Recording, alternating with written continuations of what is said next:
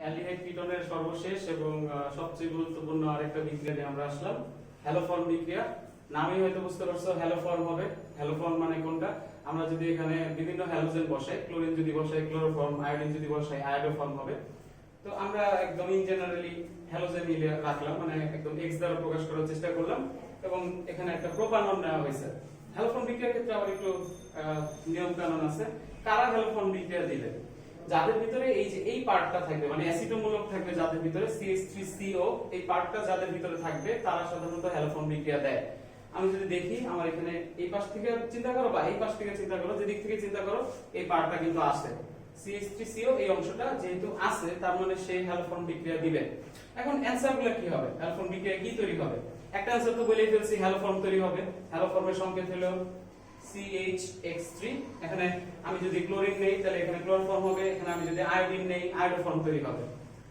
এখন এরপরে আর কি কি পাওয়া যাবে? সাধারণত এই হ্যালোফর্ম তৈরি হতে একটা কার্বন আমার খরচ হয়ে গেছে, টোটাল কার্বন আছে 3টা। এই কার্বনের ব্যাপার স্যাপারগুলো খুবই গুরুত্বপূর্ণ। আমার যেহেতু 3টা কার্বন আছে টোটাল বিক্রিয়কে, তার মানে অবশ্যই বিক্রিয়ার পরেও ওই 3টা কার্বনই রাখতে হবে, বাড়াইতে পারবো না আমি। এখানে একটা কার্বন খরচ হয়ে গেছে, আর কার্বন আছে কয়টা? 2টা। এবং এই জিনিসটা ছিল একটা কিটোন, এবং এখানে হ্যালোজেনের উপস্থিতিতে আমরা জারণ ঘটাইতেছি, এটা একটা জারণ বিক্রিয়া। তো যেহেতু জারণ হবে তার মানে কিটোন থেকে অবশ্যই অ্যাসিড পাওয়া যাবে। কিটোনের জারণ করলে শুধু অ্যাসিডই পাওয়া যায়, আর কিছু হয় না। তো এই অ্যাসিডটার ভিতরে কয় কার্বন থাকবে? 2 কার্বন থাকবে, কারণ এক কার্বন আমি খরচ করে ফেলছি, এখানে 2টা কার্বন আছে, সেই 2টা কার্বন বিশিষ্ট অ্যাসিড তৈরি হবে। 2 কার্বন বিশিষ্ট অ্যাসিড হলো ইথানোয়িক অ্যাসিড। আবারও সমস্যা, এখানে ক্ষার আছে, তার মানে সেই ইথানোয়িক অ্যাসিড ক্ষারের সাথে বিক্রিয়ায় সোডিয়াম ইথানয়েড তৈরি করবে। তার মানে 2 কার্বন বিশিষ্ট অ্যাসিডের লবণ তৈরি হয়েছে, সাথে পানি তৈরি হয়েছে, এবং আমার যে সোডিয়াম ছিল, সোডিয়াম হ্যালোজেনের সাথে যুক্ত হয়েছে। সোডিয়ামের অনেক পুরাতন ভালোবাসা হলো এই হ্যালোজেন। দেখবা সব জায়গাতে সোডিয়াম যদি ক্লোরিন রে প্রায়, ব্রোমিন রে প্রায়, এগুলো যুক্ত হয়ে যায়। অনেক পুরাতন জিনিস, এক্স এর বিষয় এগুলো তো তোমরা বুঝেই।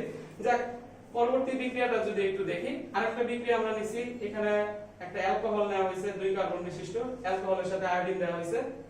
এইটা নিয়ে আসার একটা কারণ আছে।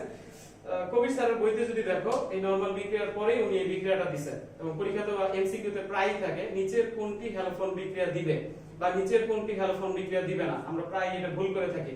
কি ভুল করি? এই জিনিসটা থাকে অপশনে, আর আমরা ভাবি যে এই জিনিস যেহেতু এর ভিতরে নাই, মানে এই অংশটা থাকলে হ্যালোফর্ম বিক্রিয়া হবে, কিন্তু এই অংশটা এখানে খুঁজে পাওয়া যাচ্ছে না, তখন আমাদের মনে হয় হ্যালোফর্ম বিক্রিয়া দেয় না, কিন্তু তা না, ও হ্যালোফর্ম বিক্রিয়া দেয়। কিভাবে দেয়?